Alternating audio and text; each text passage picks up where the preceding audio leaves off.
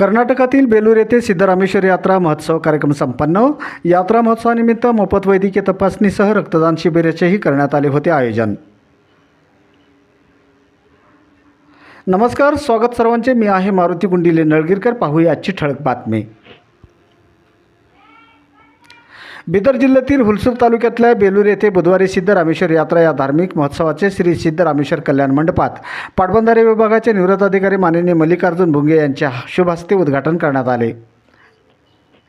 विद्यार्थ्यांनी दुर्लक्ष न करता कठोर परिश्रम केले तरच आपल्याकडून शैक्षणिक प्रगती साधता येईल, असे महत्त्वपूर्ण विचार मल्लिकार्जुन भुंगे यांनी यावेळी व्यक्त केले आहेत.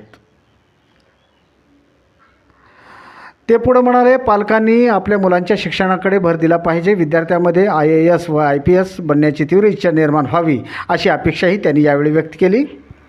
ते बोलताना म्हणाले, आपल्या कल्याण कर्नाटकातील भाग हा मागासलेला भाग आहे. हे लक्षात घेऊन विद्यार्थ्यांनी कठोर अभ्यास करावे, असा संदेशही त्यांनी यावेळी दिला. देशातील सर्वात मागास राज्य असलेल्या बिहारमध्ये शिक्षणाला अधिक महत्त्व दिले जाते. बिहारमधील प्रत्येक गावात IPS अधिकारी आढळतात.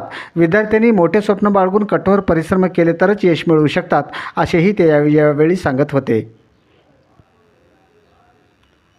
प्रत्येकाने आरोग्य तपासणी करून घेतली पाहिजे. कोणीही आपल्या आरोग्याकडे दुर्लक्ष करू नये, असा सल्लाही त्यांनी यावेळी दिला.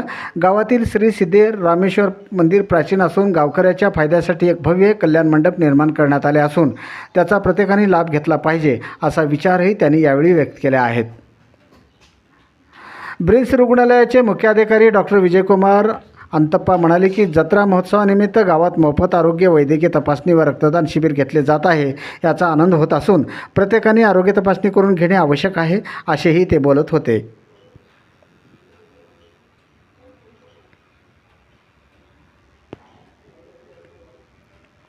उत्तम आरोग्यासाठी योगाभ्यास करणे ही काळाची गरज आहे, असेही त्यांनी सांगितले. मंदिर पंच कमिटीचे अध्यक्ष प्रकाश मेंढोळे यांनी प्रास्ताविक करून उपस्थित मान्यवरांचे स्वागत केले. या कार्यक्रमात doctor Yuvraj Biradar, doctor Pratap Biradar, doctor Eknath, doctor Sharan Shilepet, doctor Ratna Ismale Patil, doctor Sachin Sulepetkar इत्यादी उपस्थित होते. तर शिवराज वीरप्पा यांनी सूत्रसंचालन केले, तर राजकुमार मल्लप्पा यांनी आभार व्यक्त केले आहेत. यावेळी बसवकल्याण येथील सप्तगिरी रुग्णालयाच्या वतीने 250 लोकांची आरोग्य तपासणी करण्यात येऊन त्यांना मोफत औषधही वाटप करण्यात आले आहे. सहसंपादक आनंद कांबळेसह KJ न्यूज इंडिया मराठी. आपण पाहत राहा जिल्ह्यासह राज्यातल्या घडामोडी.